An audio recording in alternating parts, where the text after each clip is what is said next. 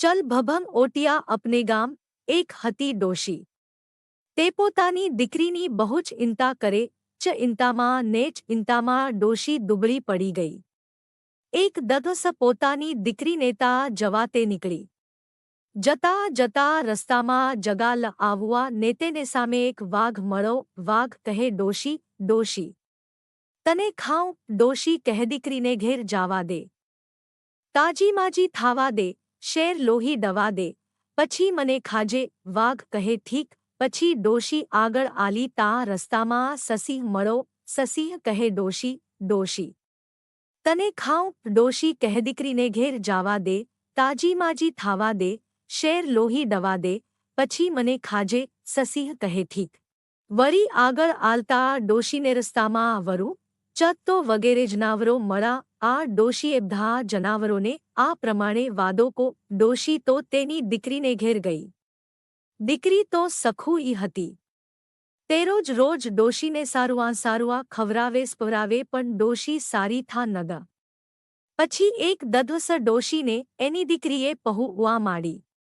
ખાતા પા ઇતા તમે પાતળા કેમ પડતા જાઓ છો. ડોશી કહે દીકરી બાપ હું હુઆ તો પાછી ઘેર જઈશ ન, એતારેમ ને રસ્તામાં જનાવરો ખાઈ જવાના છે. મેં તમે નેબધાના એક હુઆ છે કે હુઆ પાછી આવુઆ પછી મને ખાજો. દીકરી કહે અરે માડી એમાં તેબીઓ છો શ. ઉઆ આપણે તા એક ભ આંભોદિયો છે, તેમાં મેં બેસજો અને પછી ભ આંભોદિયાને દોડાવતા દોડાવતા લઈ જજો. ડોશી માઈએ તો દીકરીએ એક ભભા ઓદિયો આણો. પછી ડોશીમાં તેમાં બેઠા અને આંભોદિયો દડતો દડતો આલો. રસ્તામાં તેને વાઘ મળો.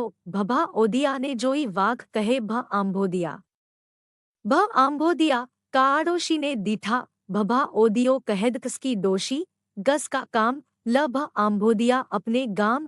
વાઘ તો આ સાંભળી સવ આરમાં પડ્યો મારા આશ. ઉઆ આ ભભા ઓદિયામાં તેશુઆ હશ કે.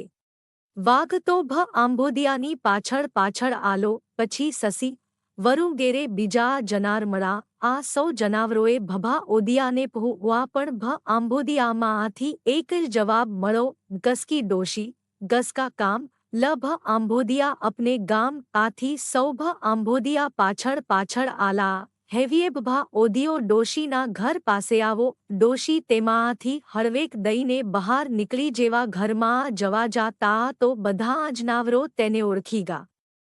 આ સૌ કહે ડોશી ને અમે ખાઈએ.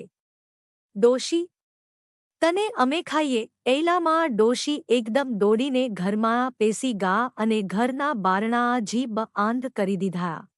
પછી સૌ જનાવરો પણ સનરાશ થઈને પહાજ આંગલમાં જતા રહ્યા.